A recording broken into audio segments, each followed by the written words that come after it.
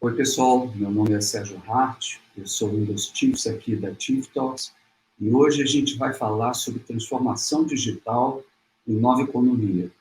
E para isso aqui também eu trouxe meu colega, o Imo, que vai conversar comigo sobre esse assunto. Bom, primeiro eu gostaria de informar a vocês aí, vocês estão vendo o QR Code aqui em cima, então se vocês quiserem acessar mais informações sobre o Chief Talks, por favor, deem uma escaneada aqui nesse código, que vocês vão ter mais informações sobre a nossa organização. Então, como eu falei, a gente vai falar um pouquinho sobre transformação digital, mas antes eu gostaria de falar um pouco a meu respeito, né? Eu sou economista de formação, mas a minha carreira foi como CIO, e eu fui CIO de algumas empresas, como Souza Cruz, Light, L'Oréal, Sephora, trabalhei em startups e consultorias, e eu montei a minha própria empresa de consultoria em transformação digital em 2018. Eu tenho um site na internet chamado Senda Digital, onde eu entrevistei mais de 290 empresas, e vai ser baseado nessa experiência que eu vou conversar um pouco com vocês sobre a transformação digital. Imo, você quer falar um pouco sobre você também? Claro, muito obrigado, Sérgio. Oi, pessoal, sou o Imo, sou um suíço tropicalizado aqui, também sou um chief do Chiefs Group. A minha carreira também é administração de empresas, economia, e trabalhei basicamente um terço da minha vida em consultoria, um terço no mundo corporativo, para uma multinacional suíça aqui na América Latina. E nos últimos 12, 14 anos estava empreendendo como um empreendedor serial aqui, principalmente em saúde digital e IoT, trabalhando aí com várias empresas e vários projetos, tentando de mudar o mundo e revolucionar o mundo. Então, estou muito curioso sobre a nossa conversa aqui. Eu acho que os dois aqui temos boas experiências para compartilhar com vocês. Com certeza. Bom, qual é o meu ponto de vista em relação a essa questão, né, de transformação digital? Eu acho que a gente tem algumas questões básicas que a gente tem que primeiro abordar. Primeiro, é a questão da nova economia. A gente sabe que a maioria dos executivos, em geral, não está muito atualizado com relação à tecnologia, né? A tecnologia sempre foi considerada uma questão secundária de back-office. E a gente está vivendo um novo momento no nosso sistema econômico, aonde que a gente chama de nova economia, aonde a gente tem umas mudanças de paradigmas muito fortes.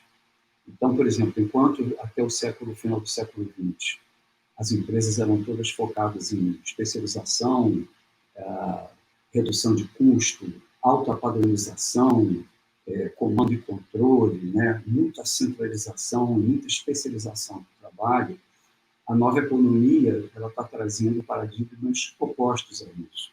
Então, a gente está vivendo uma época em que o consumidor é o rei, e o cetro do consumidor é o celular. Então, tudo que ele quer é pelo celular hoje em dia. E muitas empresas ainda não entenderam esse poder que o consumidor tem. Segundo, a gente está vivendo uma época de grande desintermediação, né? Cada vez mais a gente vê plataformas que colocam diretamente a demanda com a oferta. Uber, Airbnb, enfim, tudo isso que a gente já está acostumado a falar. Terceiro, a gente vê também uma época de grande personalização. Então, diferentemente do que a gente tinha na época da Revolução Industrial, que os carros eram produzidos em séries e só tinha meia dúzia de cores, hoje você pode fazer um produto, um serviço extremamente personalizado. Chega até o nível do DNA, né, se você quiser ir um pouco mais fundo. E a gente está vivendo, acima de tudo, uma época de descentralização, né? O mundo está com 8 bilhões de pessoas, praticamente. Não dá para a gente comandar e controlar tudo isso de forma centralizada. Então, cada vez mais, as pessoas estão tomando decisão na ponta. Então, esse é o grande problema, né? Onde a transformação digital, a nova economia, estão trazendo soluções para isso.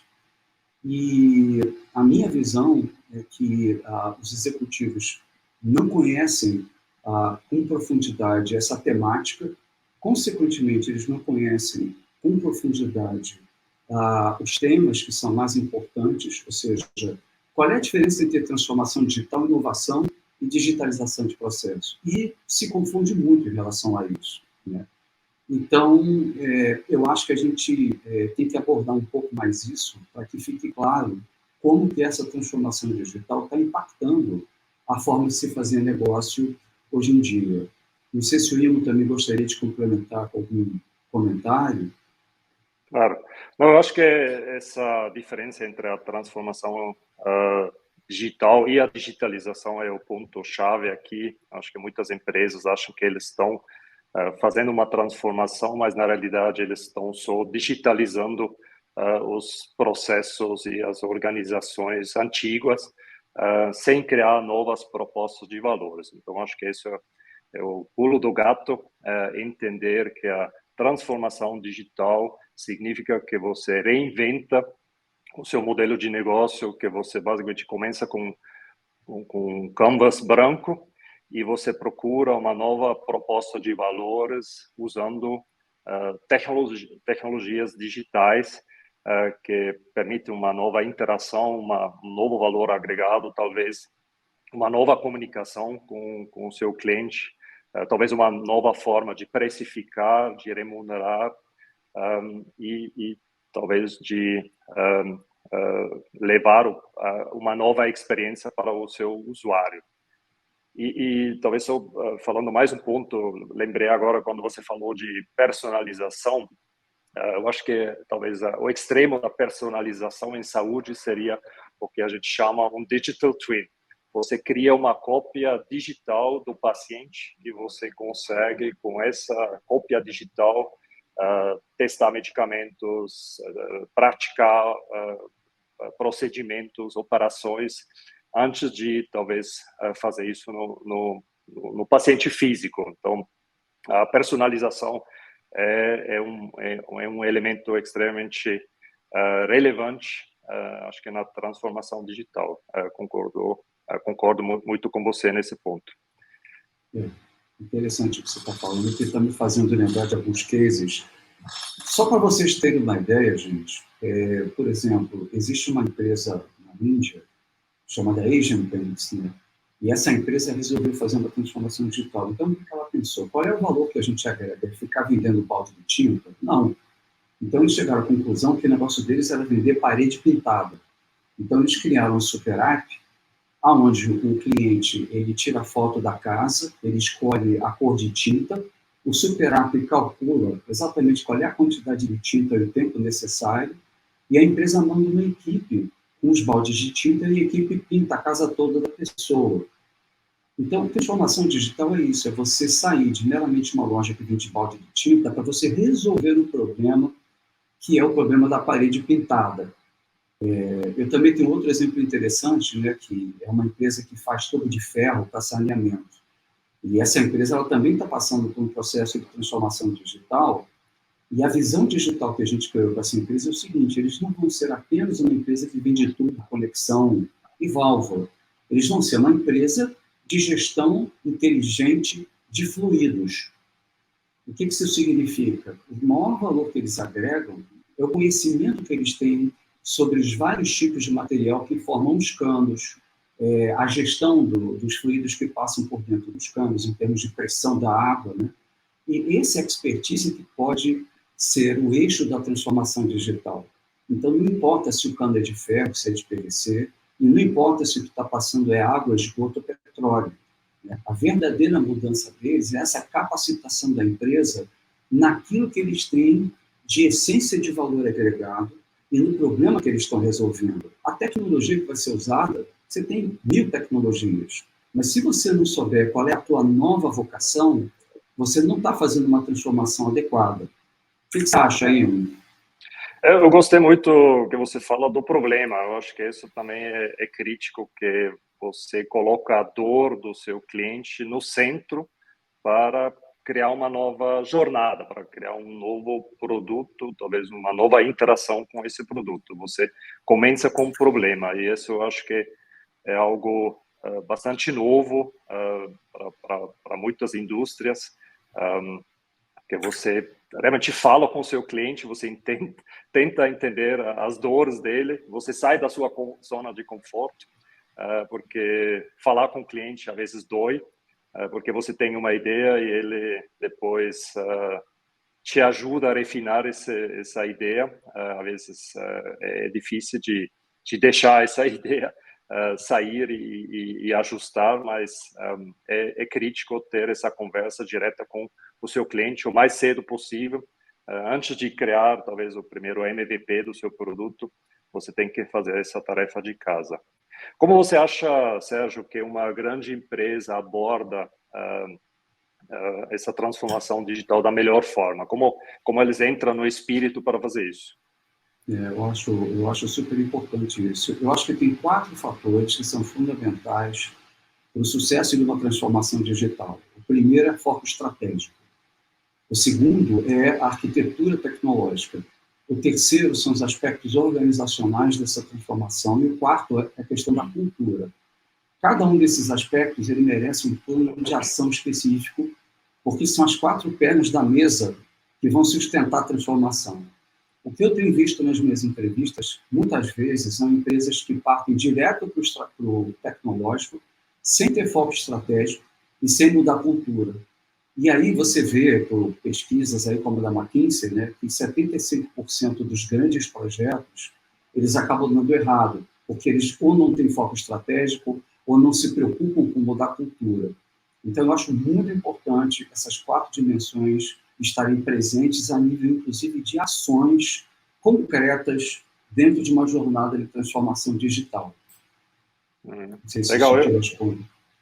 Perfeito. Eu, como suíço, gosto sempre de falar talvez do exemplo da Nespresso, onde a Nestlé criou esse produto Nespresso e, na época, eles decidiram de criar essa empresa como um spin-off, uma empresa independente, porque eles acharam que a cultura forte da Nestlé não vai permitir criar um concorrente, inclusive, do Nescafé, dentro da empresa. Então, contrataram um CEO próprio, um time próprio, deram o financiamento necessário e, basicamente, deixaram a empresa criar a sua própria cultura, a sua própria DNA, competindo com a Nestlé.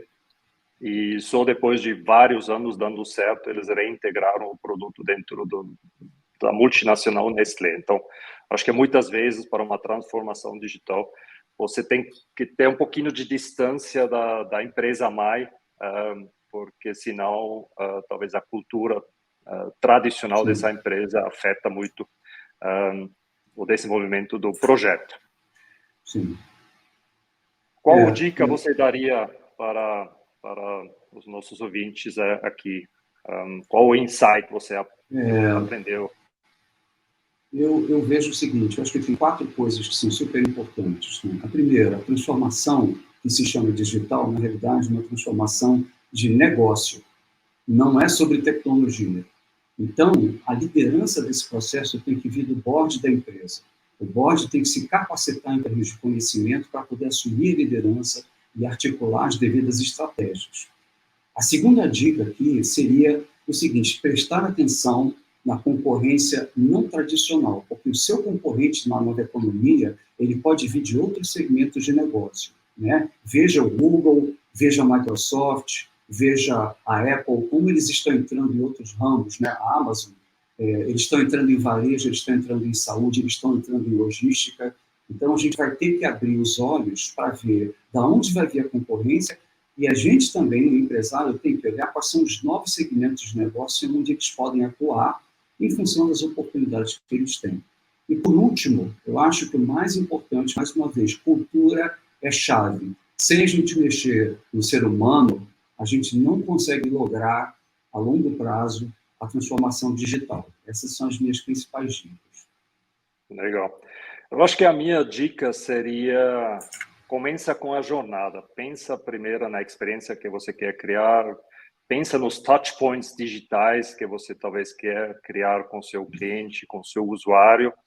E só quando você isso tem muito bem definido, traz a tecnologia. Escolhe as tecnologias mais adequadas para cada touch point, para cada experiência, para cada benefício que você quer criar. Acho que projetos que começam com a tecnologia vão ter um foco muito limitado, vão focar muito na tecnologia em si e não na experiência, não na jornada, não no problema, não na dor do seu cliente. Então, eu acho que isso, para mim, nos últimos anos, foi a aprendizagem principal.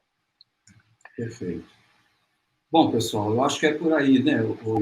A gente queria agradecer muito a todo mundo, mais uma vez ressaltar o TIFS Group, né, como nessa organização de executivos aqui que estão operando o seu talento, né, através dessa instituição.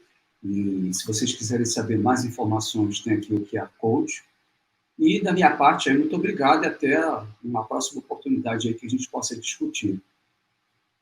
Também queria agradecer da minha parte, Sérgio, foi ótimo, infelizmente pouco tempo, mas por isso também acho que a gente está aqui para nos apresentar.